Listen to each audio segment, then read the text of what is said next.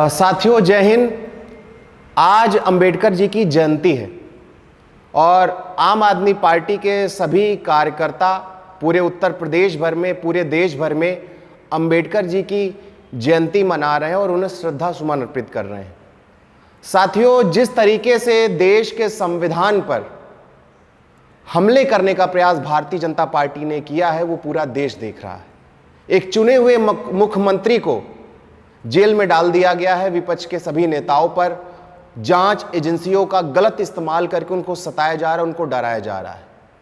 जहां एक तरफ देश के प्रधानमंत्री प्रचंड बहुमत की बात करते हैं, उन्हीं के इशारे पर उन्हीं के प्रत्याशी चुनावी सभा में प्रचंड बहुमत की अपील इसलिए कर रहे हैं क्योंकि उनको संविधान बदलने की जरूरत है।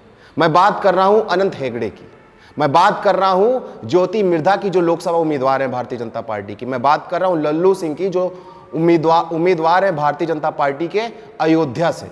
इन्होंने मंचों से, सभाओं में कहा कि हमको 400 से ज्यादा सीटें चाहिए क्योंकि हम देश के संविधान को बदलना चाहते हैं।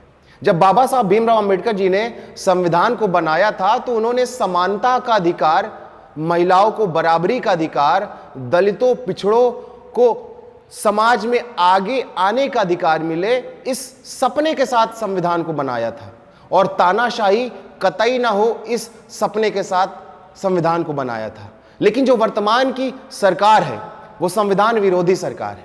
वो बाबा साहब भीमराव अंबेडकर जी से नफरत करती है। वो नहीं चाहती कि देश के सभी लोगों को, दलितों को, पिछड़ों को, अल्पसंख्यकों को, आदिवासी भाई बहनों को बराबरी का हक मिले और इसीलिए वो प्रचंड बहुमत के माध्यम से देश के संविधान को बदलना चाहते हैं।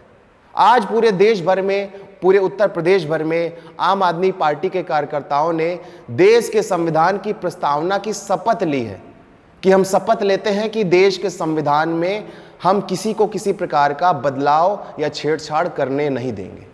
हम प्रण लेते हैं कि जिस सपने को बाबा साहब भीमराव अंबेडकर जी ने देखा था, उस सपने को पूरा करेंगे और विश्व में भारत को नंबर 1 राष्ट्र बनाएंगे।